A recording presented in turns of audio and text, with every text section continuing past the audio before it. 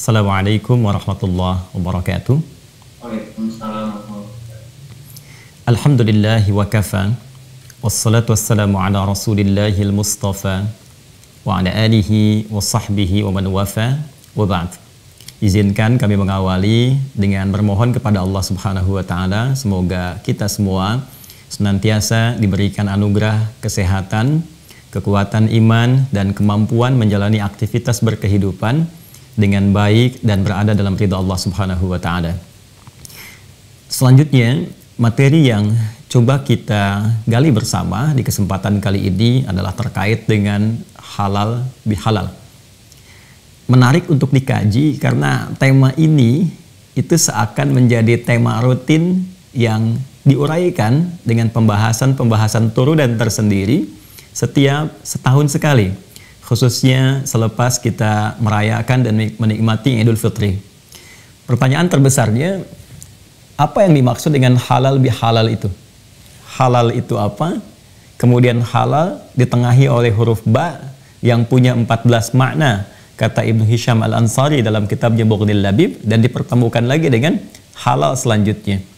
Kita akan coba bedah dulu kata halal ini pengertiannya dalam bahasa Arab, karena kata ini tentunya kata yang kita serap dari bahasa Arab yang kita harus ketahui penekanan dan penunjuk makna aslinya secara semantik lugawi. Setelah itu kita akan kaji bagaimana jabaran kata halal ini di dalam Al-Quran sebagai petunjuk kita berkehidupan, dan selanjutnya bagaimana implementasinya dalam kehidupan real yang kita jalani dan kita hadapi. Kata halal ini di dalam bahasa Arab sumber awalnya bersumber atau berakar dari kata al-hillu. Jadi kata kerjanya ahalla yuhillu, kemudian halal, ihlalan wa halalan, dan akar kata utamanya bersumber dari kata al-hillu. Al-hillu ini mulanya adalah sesuatu yang sudah terurai, yang tidak memiliki persoalan. Jadi kalau orang Arab mengatakan ada tali atau benang yang kemudian kusut lalu diurai kembali, lalu kemudian menjadi lurus lagi dan tidak ada kusutnya, itu orang Arab mengatakan hillul mushkilat, hillul ahbal. Persoalannya telah diurai tuntas, talinya telah lurus kembali. Keadaan yang lurus, yang sudah tidak ada persoalannya lagi, itu kemudian disebut, dikembalikan ke dalam bentuk masdarnya, derivasinya berubah menjadi kata halal. Jadi uraiannya disebut dengan hilun, setelah dia lurus, baik, tidak ada masalah lagi, itu disebut dengan halal. Dari sini kemudian di dalam term agama ada istilah halal. Ya, kenapa halal itu ditampilkan? Seakan memberikan kesan bahwa hal-hal yang ingin kita interaksikan dengan konteks berkehidupan itu tidak dipandang bermasalah oleh agama. Jadi nggak ada masalahnya di situ. Sudah terurai, sudah lurus, dan mudah bagi kita untuk diinteraksikan. Nah, sekarang bagaimana Al-Quran menampilkan kata halal di dalam ayat-ayat yang Allah firmankan, dan sejatinya itu adalah petunjuk kita berkehidupan yang mau tidak mau pasti kita akan alami itu. Dan ketika itu ditampilkan, makna dasar ini pasti akan terbawa dalam implementasi kata halal yang dimaksudkan. Boleh jadi dalam kita berkehidupan ada persoalan-persoalan yang benang kusut, yang seperti benang kusut yang memang harus diurai. Nah, indahnya Al-Quran memberikan kepada kita ruang-ruang persoalan itu, sehingga dengan mengenali dan memitigasi persoalan dimaksud, mudah bagi kita mengatasinya ketika berada dalam ruang dan persoalan yang dimaksudkan. Maka mari kita turunkan beberapa bagian yang sangat menarik di Al-Quran, dan nanti kita akan evaluasi apakah pendidikan Ramadan yang mengurai itu telah sejati mengantarkan kita pada suasana fitrah sehingga dikatakan Idul Fitri atau Idul Fitrah, atau jangan-jangan ada yang belum terurai, dan apa yang harus kita lakukan pasca itu. Quran surah kedua Al-Baqarah di ayat 168, kata halal pertama yang dicantumkan di dalam Al-Quran. Allah berfirman, A'udzubillahi minasyaitonirrajim. Ya ayyuhan nasu, hai semua manusia, kulu mimma fil ardi halalan thayyibah. Ini kata halal pertama yang disebutkan dalam Al-Quran. Kulu mimma fil ardi halalan thayyibah. Silahkan kau bertebaran di muka bumi, beraktivitas, berkreasi, minimal untuk memenuhi hajat pokok dirimu, untuk mencari makan, Dan lakukan itu halalan dengan cara yang halal, legal, thayyibah, dan hasil yang didapatkan dari proses yang halal itu kemudian kreasikan itu untuk mendapatkan semua kebutuhan yang dibutuhkan oleh tubuhmu dengan cara yang baik. Bapak Ibu sekalian, ini baru terjemah tekstual. Kalau kita lakukan analisis semantik, lugawi, kebahasaan dari setiap ayat-ayat ini, runtutan kalimat-kalimatnya, karena ini di dalam disiplin ilmu bahasa Arab yang terkait Al-Quran, Al-Quran itu bukan hanya mukjizat ayatnya, tapi setiap huruf yang menyusunnya pun itu punya makna. Sehingga nanti di bahasa Arab itu ada yang disebut dengan harful mabna, huruf yang memang desainnya hanya untuk membangun kalimat saja, ya seperti A gitu kan, kemudian P, A kalau disatukan jadi apa? A sendiri tidak punya makna mandiri, P-nya tidak punya makna mandiri, kan? A-nya juga demikian. Nah, di bahasa Arab ada huruf hijaiyah misalnya ya, alif, ba, ta, tha, dan sebagainya. Hurufnya secara mandiri dia tidak punya arti, itu huruf mabna namanya. Tapi di Al-Quran itu semua hurufnya berubah dari mabna menjadi makna. Jadi tidak ada satu pun, ini mukjizatnya Al-Quran yang dahsyat, tidak ada satu huruf pun di Al-Quran yang tidak punya makna, semuanya punya arti. Nah, sekarang kita coba analisis, kita turunkan dari kajian tafsir kebahasaan Al-Quran, ada sesuatu yang bisa kita dapatkan dan ini sangat menarik ya. Mohon izin saya gambarkan singkat saja. Teman-teman sekalian, Bapak Ibu yang saya hormati, Al-Quran ketika menurunkan konteks kata halal dengan pengertian kebahasaan tadi dan kemudian dibatasi dalam konteks keberhidupan kita, maka diturunkan contoh pertamanya di Quran surah kedua Al-Baqarah di ayat 168. Anda yang memegang mushaf bisa dilihat nanti paling kanan sebelah bawah di mushaf untuk memudahkan. Pertama dibuka dengan kalimat ya ayyuhan nas. Kan? Ya ayyuhan nas. Satu. Kemudian yang kedua ada kata kerja, verb, fi'il, kulu mimma fil ardi. Baru kemudian yang ketiganya muncul kata halalan thayyibah, halal thayyib.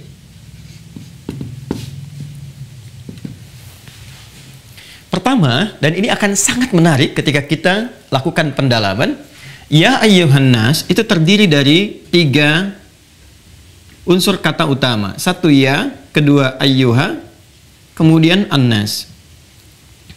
Jadi tidak mungkin terjadi konteks halal ini, apalagi kalau kita susun menjadi halal lebih halal.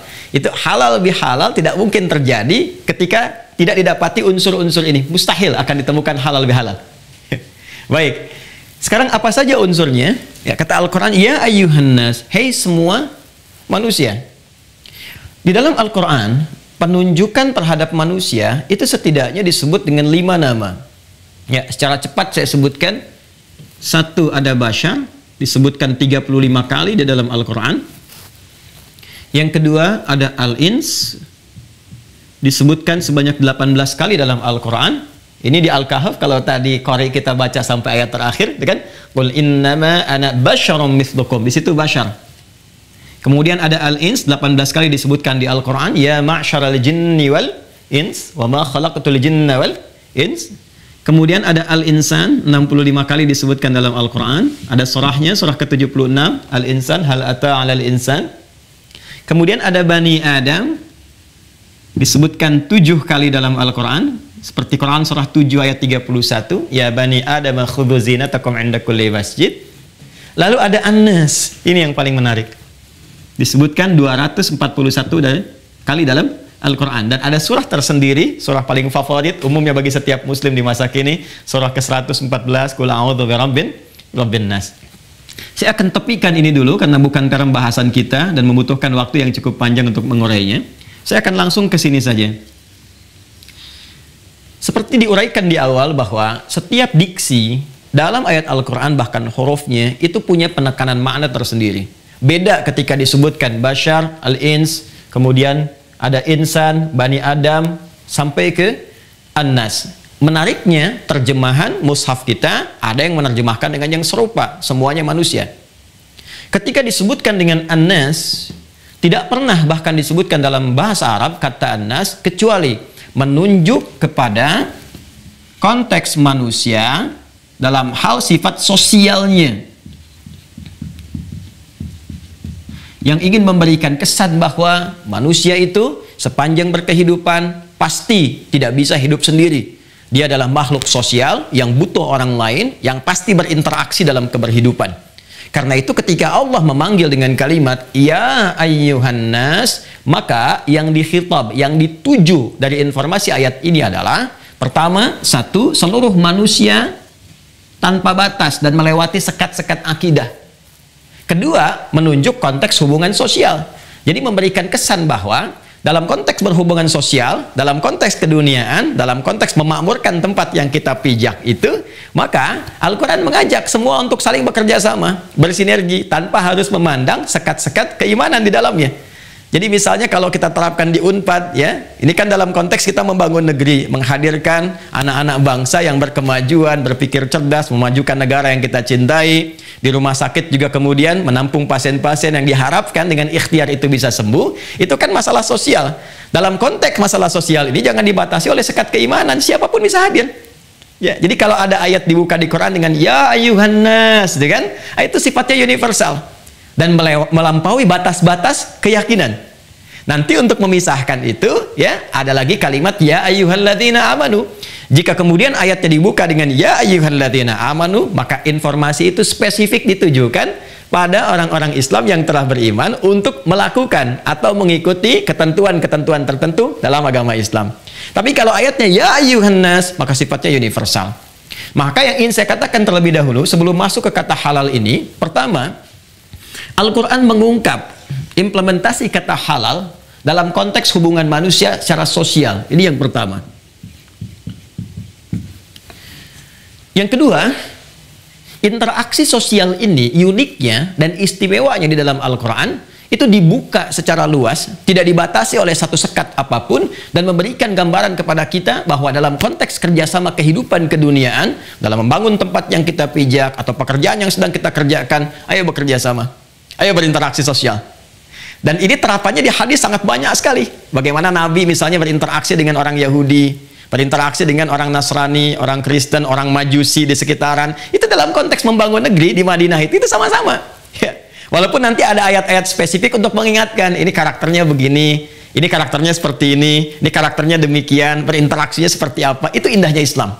Itu indahnya Islam. Bahkan kita pernah dengar hadis kan, kata Nabi SAW, bahkan kalau Anda punya makanan pun, ya, itu kata Nabi, bagi dengan tetanggamu. Anda masak makanan, baunya tercium ke tetangga, bagi dengannya, ya, sekalipun hanya kuahnya saja misalnya. Tapi cara membaca hadisnya jangan sama terjemah, ya. Nanti Anda makan opornya, kuahnya dibagi tetangga, ya, bukan begitu pengertiannya. Ya.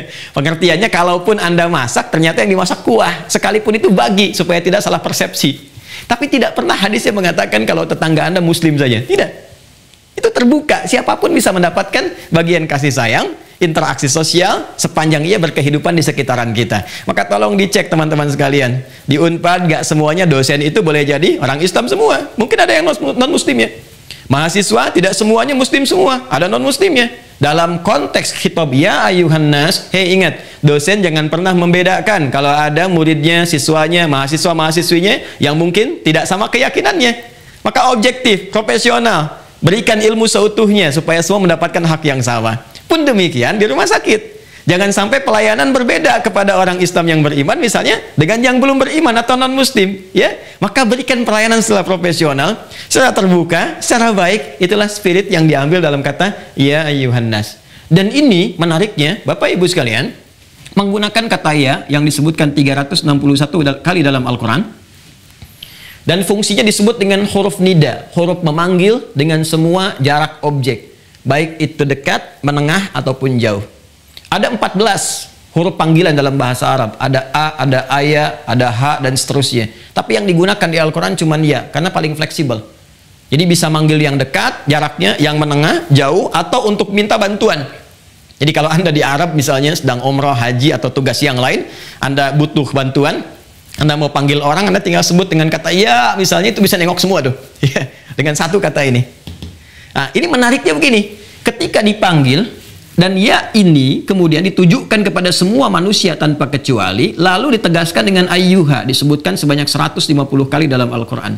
Ayyunya di gramatikal bahasa Arab punya fungsi munada untuk penguat, namanya taukid. Kemudian haknya itu untuk tanbih, pengingat, fungsi untuk mengingatkan. Seakan Allah ingin mengatakan demikian, hei semua manusia tanpa kecuali, baik engkau merasa dekat denganku, menengah ataupun sedang jauh dariku, aku tegaskan ya, penguat, taukid. Aku ingatkan ya. Ini. Jadi saking pentingnya konteks kehidupan sosial itu yang memang akan menjadikan kehidupan kita lebih nyaman, mendapatkan tujuan dengan cepat dan turunan yang lainnya. Itu sampai Allah mengingatkan dengan huruf ini, ya dan ayyuha. Aku ingatkan, aku tekankan kata Allah, ya, kalian semua tanpa kecuali kulu mimma fil ardi. Silahkan beraktivitas, menyebar, berkreasi di setiap tempat yang engkau bisa pijak di bumi. Ini mimma itu asalnya dari kata min plus ma, gini, min plus ma. Kalau ma saja itu artinya semua di bumi. Tapi kalau ada min, itu tab'id fungsinya, menunjuk pada sebagian yang bisa dicapai. Kulu mimma fil ardi. Sebelum ke sini, saya akan lompat sejenak ke sini. Mimma fil ardi. Kata Allah, silahkan kau bertebaran, beraktivitas di bumi dimanapun yang bisa engkau jangkau. Nah ini menariknya, ini tuh ditafsir lagi nanti, diturunkan lagi ayat di Quran surah ke-49, di ayat ke-13 dengan pembuka yang sama. Ya ayyuhan nasu, di sini ya ayyuhan nasu, di sana ya ayyuhan nasu. Inna khalaqnakum min dzakari wa untha. Kata Allah, hei semua manusia dimanapun kalian berada, ya kan? Baik merasakan dekat denganku, menengah ataupun jauh. Aku ingatkan, aku tegaskan, ya, inna khalaqnakum min dzakari wa untha. Kami ciptakan kalian itu ada yang lelaki, ada yang perempuan. Dan perhatikan, ini indahnya. Wa ja'alnakum syu'uban wa qabail. Dan kami tetapkan pola berkehidupan kalian secara sosial itu akan bersifat komunal, membentuk komunitas-komunitas, syu'uba, ya. Kalau kita tafsirkan sekarang mungkin beda RT, beda RW, gitu kan? Kemudian sampai ke kabupaten, sampai ke provinsi, ya. Di rumah sakit juga kan divisinya bisa beda-beda. Anda bisa memilih divisi A, divisi B seperti tadi yang diungkapkan oleh Pak Direktur. Ya, di kampus juga demikian. Ada prodi yang berbeda-beda, fakultas yang tidak sama. Silahkan kata Allah. Ya, bertebaran, menyebar dan seterusnya bersinergi. Dan apa yang dilakukan dengan itu? Ini kulu untuk beraktivitas, bekerja. Bekerja. Minimal hasil dari pekerjaan itu yang kemudian bisa dikreasikan, ya, bisa kemudian dihasilkan kepentingan-kepentingan tertentu untuk memenuhi hajat pokok kita. Minimal setidaknya untuk bisa makan, kata Quran tuh. Bekerja untuk memenuhi kebutuhan pokok kita. Oke, ini diungkap di lisan kita secara fitrah dengan mengatakan mau kemana ya, kan? Mencari sesuap nasi, kan?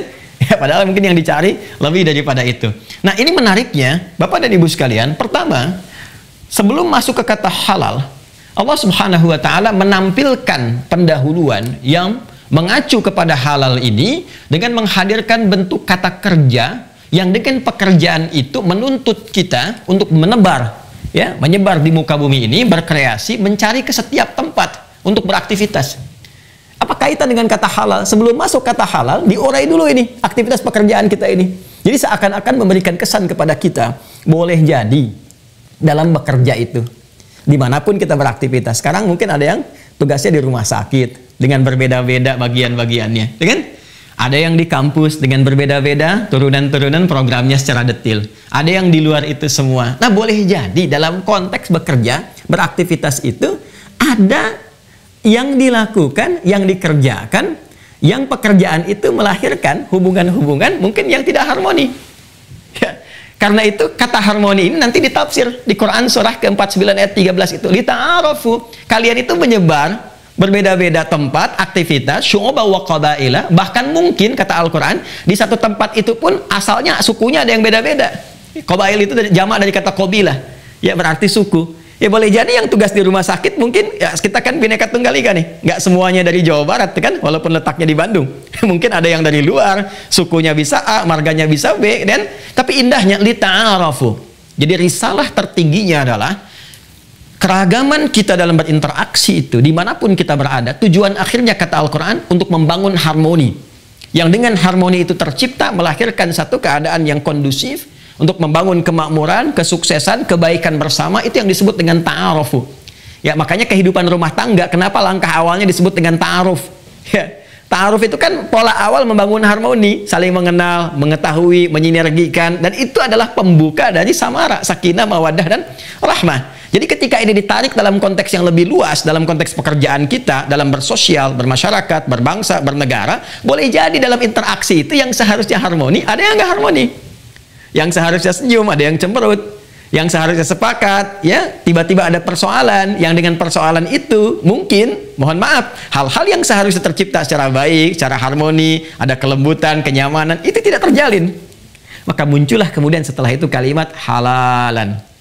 Seakan-akan memberikan ranah koreksi kepada kita. Coba cek deh interaksi kalian selama berkehidupan di semua aspeknya.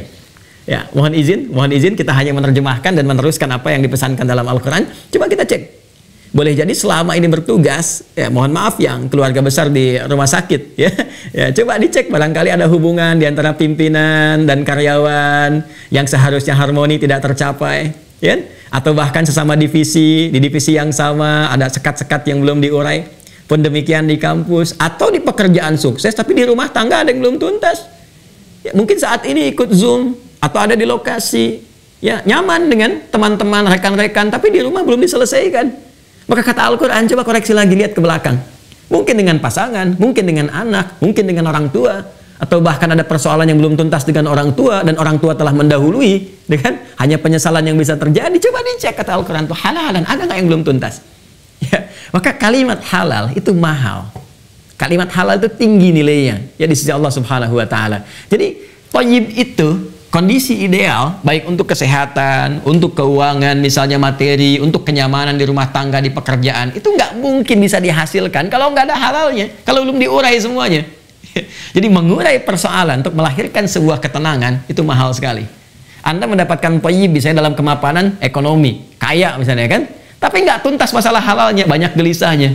Coba pilih mana Pak, Ibu ya? Ini singkat, tapi berkesan nih ya. Silakan pilih mana, kaya tapi gelisah atau miskin tapi tenang. Nggak ada pilihan ketiga, jangan coba-coba. Saya cuma berikan dua. Kaya tapi gelisah atau miskin tapi tenang. Kan? Ketenangan mahal kan?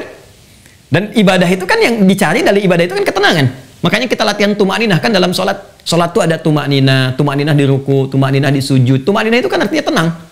Ala bidzikrillahi tatma'innul qulub, demikian kata Allah di Quran surah 13 ayat 28. Dan kita kan ingin hidupnya tenang, meninggalnya juga tenang. Itu panggilan terindah dari Allah, legasi terakhir hidup kita itu ketika dipanggil dalam keadaan tenang. Itu yang dimaksud Quran surah 89 ayat 27 sampai 30. Ya ayyatuhan nafsul mutmainnah. Hei jiwa yang tenang, karena engkau beraktivitasnya baik, tidak punya banyak masalah, karena tidak ada masalah itu, semua diurai, tidurnya juga tenang, hidupnya juga tenang, bahkan menjelang ke tidur abadi pun yang mengantarkan ke alam kuburnya, dia dalam keadaan tenang. Jadi ketenangan itu mahal. Orang yang gelisah saat tidur pun tak mampu tidur. Dokter yang gelisah tak mampu sekalipun hebat, ilmunya tinggi, bagus, pakar, spesialis yang paling luar biasa, ya terkenal di taruhlah misalnya di level-level yang bahkan tinggi, tapi ketika tidak tenang nggak akan maksimal bagaimana memberikan pelayanan terhadap pasiennya. Jadi ketenangan itu penting, mengurai segala yang tersangkut itu, ya, mengurai segala yang kusut itu, ya, dari persoalan kehidupan. Kata Allah itu akan menentukan bagaimana cara kita menatap aktivitas yang akan kita jalani. Jadi halal itu mahal. Halal itu mahal. Ya, ini bagian yang pertama Bapak Ibu sekalian. Jadi kalau kita kemudian tambahkan kata halal ini kan satu sisi nih. Kita buat judul di sini halal. Lalu kita kaitkan dengan bakbi, kan? Bahasa Arabnya kan begini tuh, bakbi. Ya. Kemudian ada halal lagi di sini, halal bi, halal. Ba ini kata Ibnu Hisham Al-Ansari di dalam kitabnya Mughdil Labib an Kutubil Arif itu punya 14 makna. 14 makna. Ada mahasiswa kita itu ngambil S3 doktora di Timur Tengah, coba menganalisis huruf ba saja. Huruf ba di Quran surah ke-5 Al-Maidah ayat 6 tentang persoalan wudhu. Jadi begitu mengusap kepala itu menggunakan huruf ba, wamsahu biru'usikum. Jadi begitu wajah nggak ada ba-nya, tangan nggak ada ba-nya, itu begitu masuk kepala ada ba. Ya ayyuhalladzina amanu idza qumtum ila shalah faghsilu wujuhakum wujuh, kan? Wa aydiyakum ilal marafiq, tangan sampai siku. Dan wamsahu bi ru'usikum, dan usaplah kepala. Tapi pakai ba. Itu menganalisis huruf ba ini saja, itu dapat doktor tuh. Dari 14 dikeluarkan 3 fungsi. Ya, ayo, yang belum masih ada tuh huruf ta, huruf jim sampai huruf ya. Saya kira di Unpad ada sastra apa namanya? Arab ya. Itu masih ada peluang tuh. Ya. Nah, ini ba di antara fungsinya ya, satu ada yang disebutkan dengan fungsi al-musahabah. Ya. Hubungan yang rekat, yang baik. Kadang-kadang nanti semakin lekat tuh disebut dengan ilsaq. Fungsi keduanya, al-ilsaq. Ya, kalau ini lebih kuat lagi. Makanya lem dalam bahasa Arab disebut dengan lisok namanya. Sesuatu yang bisa mengeratkan, menempelkan. Musahabah ini udah diserap ke dalam bahasa Indonesia. Ya, menjadi sahabat. Sahabat itu kan sesuatu yang rekat hubungannya, yang baik, saling memperhatikan. Idealnya tuh sahabat tuh saling menutupi, saling mengurai masalah. Sekalipun ada persoalan yang besar diturunkan jadi kecil, yang kecil dihilangkan supaya tidak naik menjadi besar. Itulah musahabah. Kalau di ilmu sorof, alifnya itu jadi makna saling, musahabah, saling menjaga, saling menutup, menjaga, merekatkan, membangun sinergi yang harmoni. Itulah musahabah. Nah, menariknya ketika kita bangun 2 kalimat, halal 1, halal 2, halal bi halal, ditengahi oleh ba. Artinya di sini ada 2 pihak nih yang ingin kita satukan dan kita rangkai dengan huruf ba. Kalau kita terapkan kemudian unsur makna ini ke sini, misalnya bi-nya musahabah, persahabatan, hubungan yang erat, yang kuat, yang baik, yang harmoni, yang saling sapa, saling senyum, saling mendukung. Boleh jadi coba cek di sekitaran kita. Kalau ini kita nomor 1, coba lihat nomor 2-nya. Langsung pasangkan di rumah. Ada suami dengan istri, ada ayah dengan anak, ibu dengan anak. Status kita yang sedang melihat. Tanyakan pada diri kita di kantor. Ya, siapa rekan kerja kita? Siapa kawan yang berinteraksi keseharian dengan kita? Hei, jangan melihat yang besar di ruangan kita saja. Ada satuan pengamanan yang saat kita masuk memberikan servis yang baik untuk kita, membuka gerbang, mengantarkan minuman, membersihkan tempat kita bekerja sehingga semuanya terlayani dengan baik, nyaman, kemudian kita kerjakan. Coba dicek, adakah yang belum terurai? Sehingga seharusnya kehidupan yang bermusahabah, ta'arufu, terjalin dengan baik, nyaman, pekerjaan dilakukan dengan enak. Tiba-tiba itu semua tidak tercapai karena ada persoalan-persoalan dalam pekerjaan, kesini ke kata kerja, yang boleh jadi karena perbedaan-perbedaan pandangan tertentu, perbedaan-perbedaan mengambil keputusan tertentu, menjadikan peluang-peluang harmoni itu tereduksi sedikit demi sedikit, sehingga yang seharusnya idealnya ada musahabah, ilsaq. Dan ini, awas hati-hati, ba juga bisa diartikan dengan ba sababiyah atau ba hadaf. Ba yang menyebabkan terjadinya sesuatu atau tercapainya sebuah tujuan. Yang harusnya tujuannya punya visi yang sama, ya. Ini mau akreditasi nih di bulan Juni, gitu kan? Dan kita sama-sama berdoa, mudah-mudahan lancar, baik, hasilnya memuaskan. Tapi kan nggak mungkin itu bisa dicapai kalau nggak ada halal bihalal nih. Nggak ada harmoni, nggak ada satu kesatuan misi untuk mencapai visi yang sama. Kalau satu berbeda, bagaimana harapan ini bisa dicapai? Ingat, harapan itu ketika akan dicapai, itu selalu berjalan dengan ikhtiar. Masih ingat kan teman-teman sekalian filosofinya sa'i itu? Ya, itu semua dalam Islam itu ada maknanya. Dalam kita umrah haji, kan ada sa'i kan, Safa dan Marwah itu, yang Al-Baqarah ayat 158 itu, inna safa wal marwata itu. Ini ada Safa, ya kan? Ada Marwah. Sayyidah Hajar alaihissalam, Sayyidah Hajar, ibundanya Sayyid Ismail ya alaihissalam, itu kan sangat populer, viral kali sampai saat ini. Kisahnya hanya dikatakan kepada kita bagaimana beliau mencari air, gitu kan? Tapi kalau kita ambil makna terdalamnya, ini kenapa dinamakan dengan Safa? Kenapa dinamakan dengan Marwah? Marwah itu secara singkatnya adalah satu harapan tertinggi yang ingin dicapai. Itu disebut dengan Marwah namanya. Bisa berarti kehormatan tertinggi yang diraih atau harapan tertinggi yang ingin dicapai. Jaga marwah rumah sakit gigi dan mulut Unpad, kehormatan yang dimaksudkan. Kita harus mencapai marwah tertinggi yang bisa kita raih. Itu harapan yang ingin dicapai. Untuk mencapai ini dulu, gitu kan? Dulu yang ingin dicapai itu apa? Ada air yang didapatkan untuk bisa diberikan kepada anak tercinta yang kehausan. Boleh jadi sekarang itu bisa berbeda ragamnya. Sekarang mungkin ada harapan B, harapan C, tapi sama konteksnya, ingin mendapatkan marwah. Maka bagaimana memulai untuk mendapatkan ini? Dimulai dengan Safa. Safa ini kan dari kata tasfiyah asalnya. Tasfiyah itu asalnya begini, menyaring sesuatu yang kotor Sehingga yang hadir tersisa hanya yang bersihnya saja, yang beningnya saja. Jadi kalau Anda misalnya menyaring di minyak misalnya kan, supaya yang jernihnya aja yang muncul, yang kotornya keluar, atau di mineral misalnya pasirnya hilang, tinggal airnya saja yang bagus yang muncul, itu prosesnya disebut dengan tasfiyah. Keadaannya disebut dengan sofa. Kalau orangnya, pelakunya disebut dengan sofi. Pernah dengar ada Sofia, ya kan? Nah, Sofia itu artinya orang yang mampu menyaring segala yang kurang baik dalam dirinya, sehingga dengan disaring itu hilang yang kotornya, muncul yang baik-baiknya saja. Jadi kalau ada Bu Sofi, Pak Sofian, Bu Sofia berkata yang tidak elok, yang tidak tersaring, itu penting diingatkan, Anda Sofi gitu. Sifatnya disebut dengan sufi nanti. Jadi sufi yang sejati itu adalah orang yang mampu menyaring keadaan-keadaan kurang baik pada dirinya, sehingga yang keluar itu selalu kesannya mulia, lembut, harmoni, baik. Itu spiritnya, ya, dan itu filosofinya. Kembali ke sini. Untuk mencapai marwah ini, kenapa ini disebut dengan Bukit Sofa? Karena Sayyidah Hajar ketika melihat realitas bahwa anaknya sangat kehausan, membutuhkan air, hal pertama yang dilakukan oleh beliau adalah berpikir positif. Ini mahal loh ilmu ini. Ya, positive thinking. Hal pertama yang beliau lakukan, nggak mungkin Allah tempatkan di sini kalau nggak diberikan semua perangkatnya, kebutuhannya, ya, hal-hal yang kami butuhkan. Karena Nabi Ibrahim ketika akan pergi, kalimat pertama Sayyidah Hajar itu kan sederhana. Ahadza min amrillah, ya kan? Apakah ini perintah Allah? Kata Nabi Ibrahim, iya.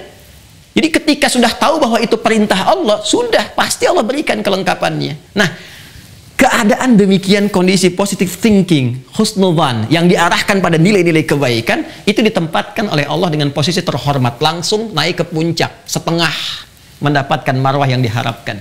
Jadi kalau orang visinya sudah baik, positive thinking, harmoni, kan di awal pemikirannya baik, mengarah pada yang positif, itu kata Quran itu sudah setengah dari kesuksesan. Nah, sekarang teman-teman di rumah sakit mulut dan gigi akan dihadapkan nih pada akreditasi. Semua punya rasa yang sama nggak? Pikiran yang sama nggak? Oh, jangan-jangan satu optimis, yang lain ada yang pesimis, ada yang begini, ada yang belum selesai. Tidak. Mulai dengan semua optimis dulu. Ya, prasangka yang baik dulu. Karena innallaha inda dhanni abdi. Sungguh Allah itu, kata Nabi, itu akan memberikan jawaban-jawaban yang diantaranya adalah ya berdasarkan prasangka hambanya. Jadi ini yang pertama harus dibangun. Dan secara psikologi, ya di Unpad kan psikologinya bagus tuh. Ya, secara psikologi orang yang optimis itu, orang yang berpositive thinking itu akan memberikan aura yang positif pada bagian tubuhnya untuk mengeluarkan energi yang kuat demi mencapai apa yang dia harapkan. Itu yang menjadikan beliau ketika positif itu mau bolak-balik ke sini. Ketika di tengah-tengah melihat semacam ada bayangan oase, kemudian jalannya cepat. Makanya di sini kan ada sekarang lampu hijau itu kan tanda kalau sudah sampai situ jalan dipercepat. Kalau laki-laki sedikit agak berlari. Itu ada filosofi, ya. Nah, yang paling menarik proses ini disebut dengan sa'i. Orang sekarang menyebut sa'i itu lari-lari kecil. Saya selalu bertanya, kalau lari kecil itu sa'i, lari-lari cepat apa gitu? Maraton Ustaz. Tidaklah, sa'i itu asalnya bukan lari-lari kecil. Sa'i itu adalah usaha yang sungguh-sungguh. Usaha yang serius. Ya, kesungguhan untuk mengerjakan sesuatu dengan persiapan yang matang, itu disebut dengan sa'i, dari kata sa'a yas'a. Teman-teman ikhwan yang laki-laki, ya, hari ini hari Jumat nih. Ada ibadah menunaikan sholat Jumat. Kesiapan kita, kesungguhan kita menyiapkan untuk datang menunaikan Jumat, itu kalimat Qur'annya menggunakan bentuk perintah dari kata sa'a, seakar dengan sa'i. Buka Quran surah ke-62 Al-Jumu'ah ayat 9.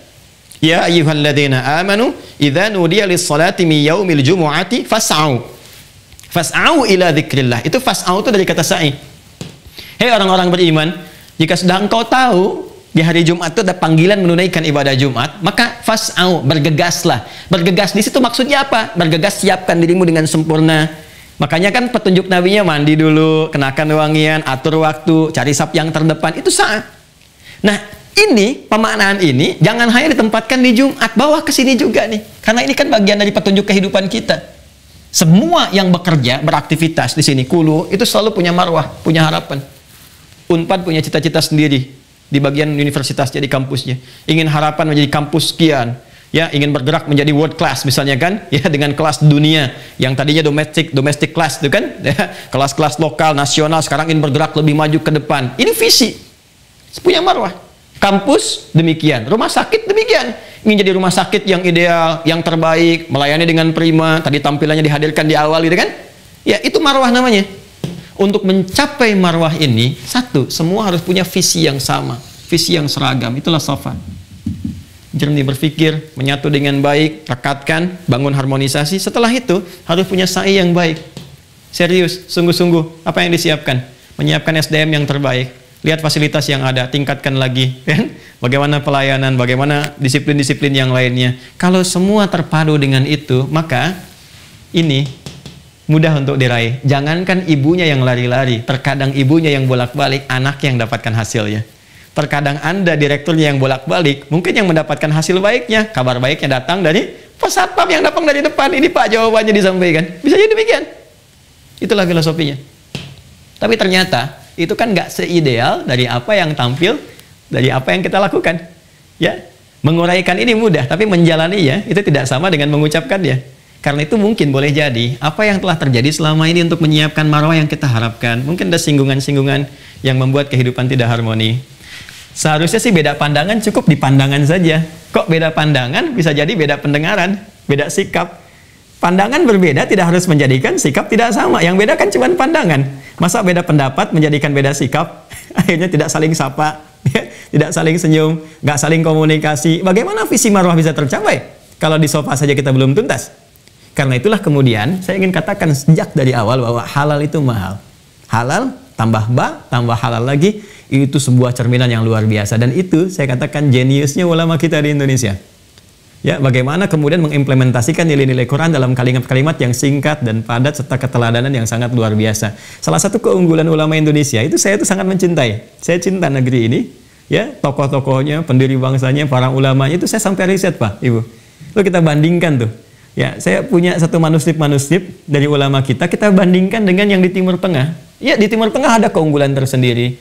Wilayah Afrika itu ada, Afrika Utara terutama, ya, Tunisia misalnya kan, kemudian Maroko, ada kampus pertama yang didirikan di dunia itu yang mendirikan itu orang Islam, perempuan, namanya Fatimah binti Muhammad Al-Fihri, tahun 859 Masehi, 254 Hijrah, 10 Ramadan. Itu kampus pertama yang didirikan di muka bumi. Ya, itu beliau berasal dari Tunisia, di Kairawan, kemudian migrasi ke Fez di Maroko, mendirikan kampus, tadinya masjid, lalu ditransformasikan menjadi kampus disebut dengan Jamiah. Itu kampus pertama. Dan yang belajar di situ siapa saja? Ya, ilmuwan-ilmuwan besar yang kelak kemudian kita kenal. Ada Ibnu Khaldun, hasilnya Muqaddimah, gitu kan?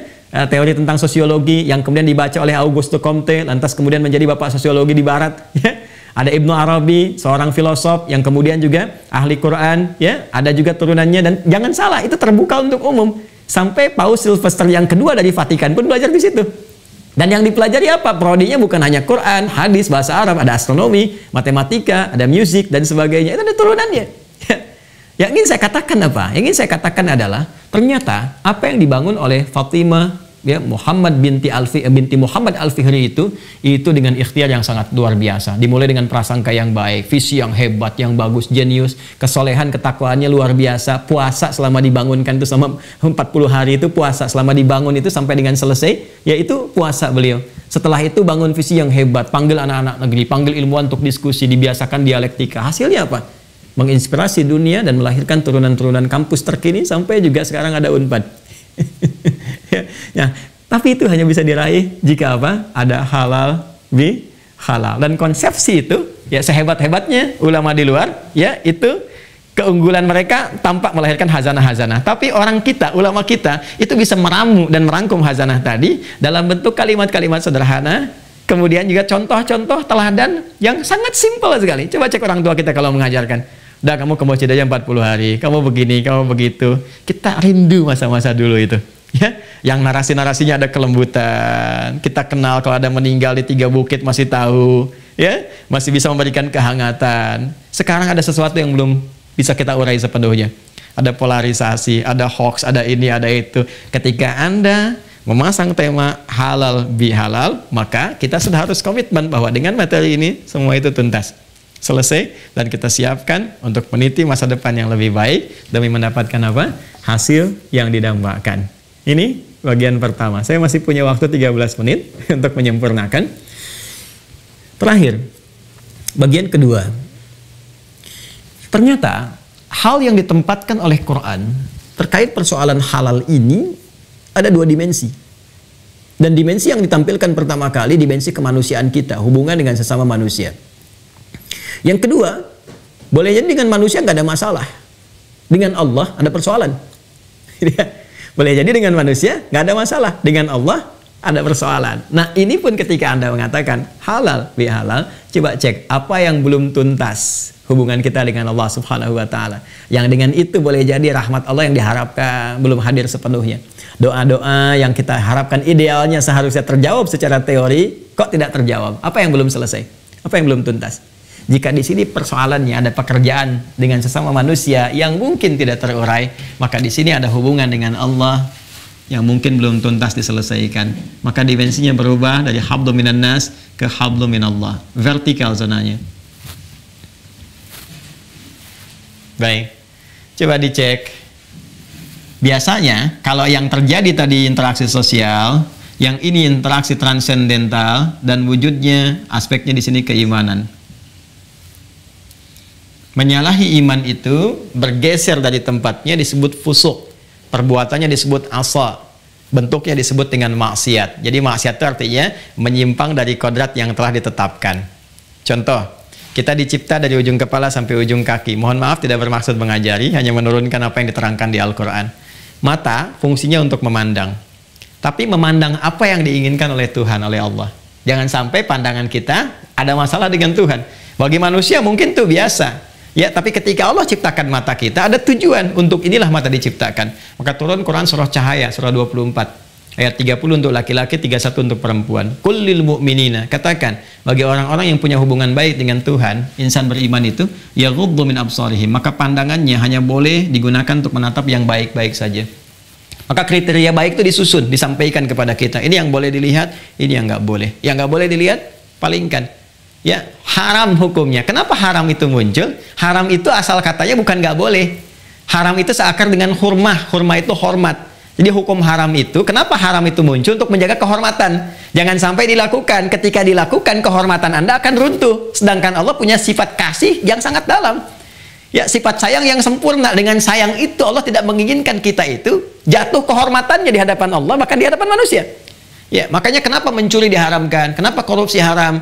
Karena dengan melakukan itu, kehormatan Anda akan runtuh. Anda yang melakukan, kok anak Anda yang dibully. Makanya kadang banyak ayat di Al-Quran itu untuk mengatakan pada orang tua, kalau mau bertindak yang kotor, pikir-pikir dulu. Jangan-jangan kamu yang melakukan, keluarga kamu yang kena nantinya. Anak kamu yang tidak tahu apa-apa yang kena persoalan. Itu banyak sekali ayat dan hadis bertebaran tentang itu. Kan? Maka jaga pandangan itu supaya selalu memandang yang terhormat. Demikian nanti turun ayat tentang lisan. Ya ayyuhalladzina amanu. Hei orang-orang yang masih merasa beriman, punya hubungan baik dengan Tuhan. Ya? Apa yang dikatakan? La yasraq qaumin qaum. Jangan saling mencela. Ya kan? Awas, la yaghtab ba'dukum ba'da. Jangan bikin hoax. Itu ada ayatnya di Quran surah 49 ayat 11 sampai 12. Ya, kemudian wailul lil mukadzibin. Jangan berdusta. Itu baru dari mata sampai lisan. Nanti ada sampai ke ujung kaki. Idealnya demikian. Boleh jadi penyebab harmoni tidak tercapai dalam konteks ibadah sosial adalah pelanggaran terhadap hukum-hukum transendental yang telah Allah tetapkan sebelumnya. Lisan harusnya berkata baik, ada yang kotor keluar, itu ditujukan pada lawan bicara kita. Melanggar ketentuan Tuhan pada saat yang sama memecah harmoni dalam kehidupan sosial. Alih-alih melangkah pada tempat yang baik, mampir ke tempat-tempat yang tidak baik, dan itu kemudian menjadikan kehormatan kita runtuh di hadapan Allah dan persoalan dengan manusia. Mungkin itu terjadi. Nah, yang paling menarik, Allah menanamkan potensi kebaikan dalam jiwa terdalam kita. Ini bagian terakhir yang ingin saya sampaikan. Yang bisa mengarahkan dan membimbing kita agar tetap berjalan di dalam rel yang sangat ideal. Baik hubungannya dengan Allah dan baik hubungannya dengan manusia. Potensi itulah yang disebut dengan takwa namanya. Takwa. Itu ada di Quran surah ke-91 ayat 7 sampai 10. Wa nafsin wa ma sawaha, dan demi jiwa setiap manusia yang aku sempurnakan penciptaannya, fa alhamaha fujuraha wa taqwaha, maka untuk menyempurnakan itu dan memberikan kemuliaan dalam jalan hidupnya, aku ilhamkan kepada mereka jiwa fujur, dan ini inti berkehidupan dalam hal yang baik, yaitu jiwa takwanya. Takwa ini secara singkat dia disebutkan 115 kali dalam Al-Quran. Lawannya fujur, dan fujur nama lainnya itu nafsu. Nafsu disebutkan 115 kali dalam Al-Quran. Saya ingin bahas ke takwa saja. Intinya, takwa ini adalah akumulasi semua sifat-sifat baik yang mungkin kita hadirkan dalam berkehidupan. Dan dia butuh stimulus. Makanya kita diuji dengan ujian berkehidupan supaya ini muncul, sifat-sifat baik ini. Kumpulan semua sifat baik itu disebut dengan takwa. Sifat baik yang disebut dengan khair namanya. Ya. Tugas kita mengeluarkan potensi ini, sehingga dengan itu kemudian keluarlah tampilan-tampilan karakteristik mulia yang bisa kita gunakan dalam berkehidupan. Dan ini sangat mahal sekali. Makanya ketika kita diminta berhubungan dengan sesama manusia secara sosial, dalam konteks berkehidupan kita, konteks kebangsaan, bermasyarakat, bernegara, dan sebagainya, itu kalimat takwa muncul. Kembali ke Quran surah 49 ayat 13. Ya ayyuhan nasu, pakai nas. Inna khalaqnakum min dzakarin wa untha wa ja'alnakum syu'uban wa qabaila lita'arafu. Inna akramakum 'indallahi atqakum. Takwa. Hai semua manusia, aku ciptakan kalian ada laki-laki, ada perempuan, kalian menyebar di berbagai tempat, beraktivitas di berbagai ragam aktivitas yang mungkin berbeda satu dengan yang lainnya. Aku jadikan semua itu supaya kalian harmoni, membangun kehidupan yang harmoni, menyinergikan satu dengan yang lainnya untuk mencapai kemakmuran yang kalian harapkan. Tapi ingat, semua perilaku yang terbaik dalam mewujudkan itu adalah siapa yang paling tinggi bisa menampilkan sifat takwanya. Inna akramakum indallahi atqakum. Sepanjang kita mampu menampilkan akumulasi kebaikan dalam berkehidupan, itu pasti akan ideal dalam berkehidupan. Nah, akumulasi baik itu disebut takwa. Detailnya ada khair. Jenisnya apa? Jujur itu khair. Sabar itu khair. Rendah hati, tawadhu itu khair. Disiplin itu khair. Akumulasi semua ini sifat baiknya disebut dengan takwa. Nanti lawannya itu sebetulnya lebih tepat kepada katalis ya, yang mempercepat lahirnya ini. Itu disebut dengan fujur, itu yang ada di nafsu, yang mengeluarkan su. Itu di Quran surah ke-12 ayat 53. Wa ma ubarri'u nafsi innan nafsa la'amaratum bisu. La'amaratum bisu. Nafas ketemu su menjadi nafsu. Ini lawan dari sini. Kalau di sini ada jujur, di sini ada dusta. Di sini ada sabar, di sini ada amarah. Di sini ada tawadhu, di sini ada sombong. Demikian seterusnya. Yang kita munculkan tuh yang ini. Yang ini kita tekan. Karena itu, sering kita diminta oleh Allah membangun hubungan baik dengan Allah dalam bentuk ibadah. Cara kita membangun hubungan baik dengan Allah disebut ibadah namanya. Ya, ibadah. Ibadah itu cara kita mengisi jalan yang terhubung kepada Allah. Jalan besar, lebar yang menghubungkan sesuatu disebut dengan syariah namanya. Bahasa Arabnya. Syariah. Jalan dalam agama yang menghubungkan kita secara vertikal menuju kepada Allah Subhanahu wa taala itu disebut dengan syariat namanya. Syariat. Isi syariatnya ibadah. Di dalamnya ada sholat, ada infak, ya, ada puasa dan turunan-turunan yang lainnya. Nah, ini sebetulnya hubungan yang kita lakukan ya, yang terhubung kita dengan Allah berupa ibadah ini, ketika Allah perintahkan sejatinya ini semua untuk menstimulus supaya takwa muncul. Makanya kalimat sholat pertama, kalimat infak dalam Al-Quran itu dibukanya dengan kalimat takwa dulu. Al-Baqarah ayat 2 sampai dengan 5. Dzalikal kitabu la raiba fihi hudal lil muttaqin, takwa. Siapa orang takwa ini? Ya, adalah orang-orang yang berlatih dengan iman, alladzina yu'minuna bil ghaib, untuk menyambungkan diri dengan Allah, wa yuqimunas shalah. Makanya filosofi sholat itu ketika dilakukan bukan sekedar ibadah, tapi mengeluarkan potensi takwa yang bisa dipakai dalam konteks kehidupan sosial. Karena itu kalau orang sholatnya bagus, terbebas dia dari sumber keburukan. Itu yang dimaksud di Quran surah 29 ayat 45. Inna sholata tanha anil fahsya wal munkar. Kalau orang sholatnya benar, dia bisa mencegah dari dua sumber keburukan, fahsya dan munkar. Gak ada yang ketiga. Fahsya itu yang bersumber dari syahwat, pornografi, porno aksi, LGBT, kata-kata jorok, kotor. Munkar itu yang diingkari, ditolak oleh hati, sumbernya nafsu perut dan akal. Menipu, merampok, membunuh, membegal, bikin hoax, ya, dan sebagainya, itu mungkar namanya.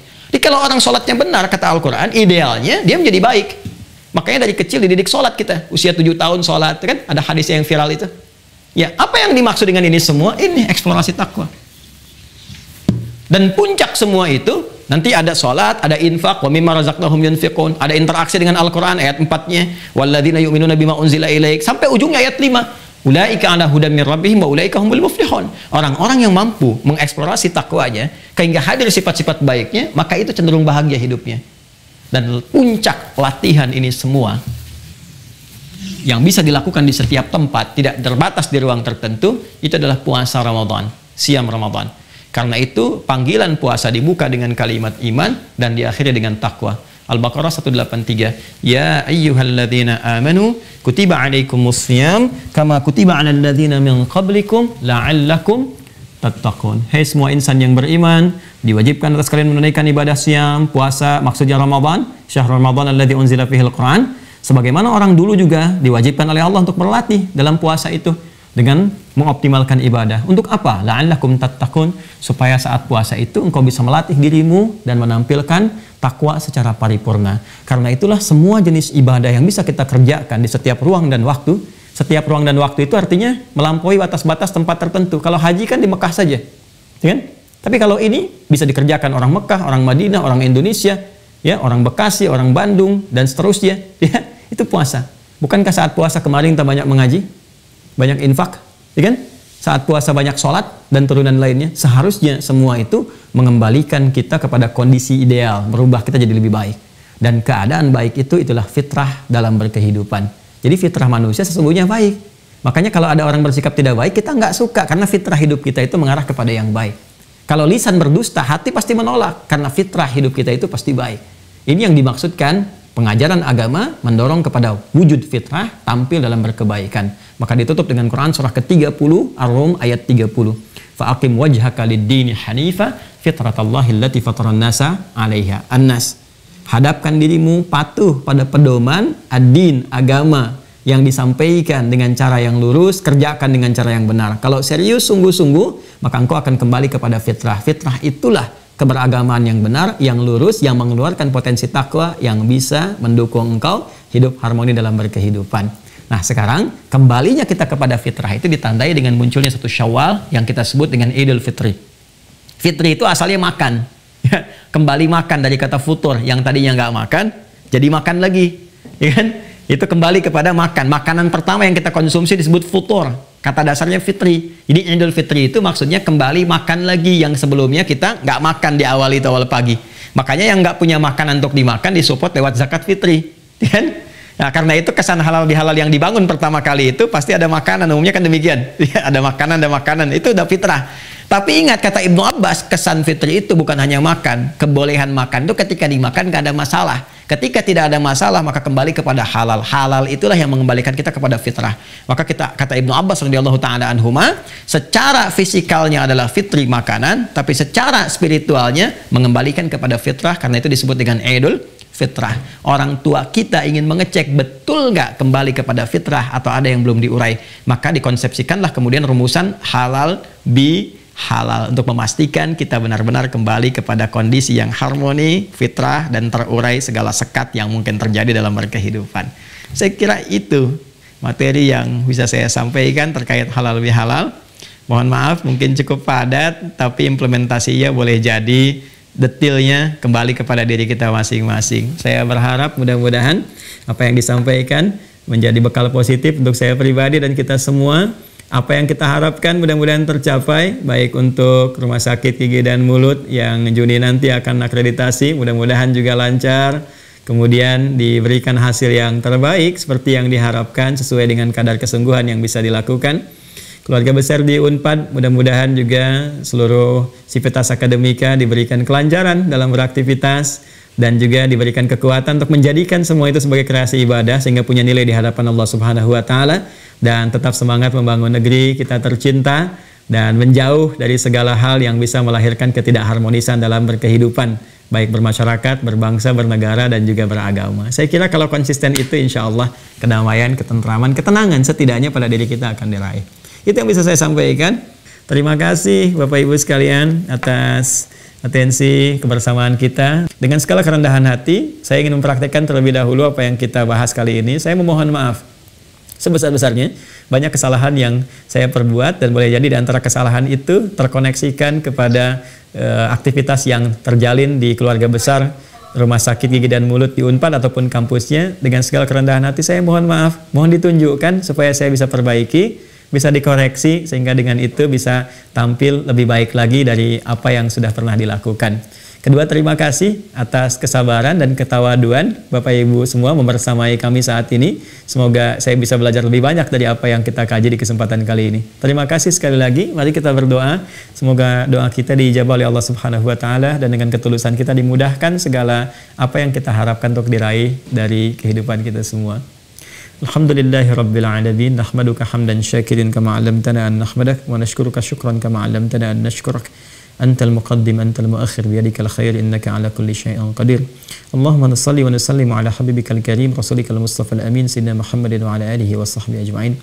Rabbana la tada' lana fi maqamina hadza dzamban illa ghafarta. Ya Allah, siapapun yang terhubung dengan kami saat ini, bila pun memiliki dosa, kesalahan, sikap yang kurang baik, maka mohon ya Allah, perbaiki sikap kami, ampuni dosa kami, dan hapuskan segala kesalahan-kesalahan kami.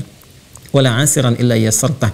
Jika ada di antara kami yang tengah mengalami kesulitan dalam kehidupannya, kehidupan rumah tangganya, pekerjaannya, kehidupan sosialnya, maka mohon ya Allah, dengan kesungguhan taubat dan ibadahnya, ringankan dan hilangkan segala kesulitannya.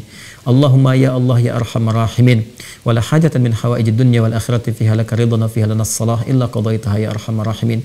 Bila ada di antara kami yang memiliki hajat yang tersembunyi, keinginan yang ingin diperoleh ya Allah, dan belum terhadirkan dalam kehidupannya, maka mohon ya Allah, penuhi sepanjang itu baik dan bermanfaat untuk dirinya dunia dan akhirat. Dan bila ada di antara kami yang telah merasakan kegelisahan ya arhamar rahimin, maka mohon tenangkan jiwanya sebelum kami berpisah.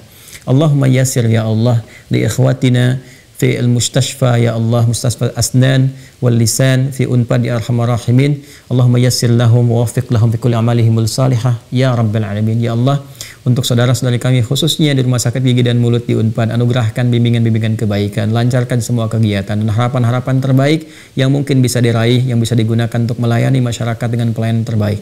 Jadikan semua itu sebagai ibadah di hadapan-Mu ya Allah ya rabbal alamin.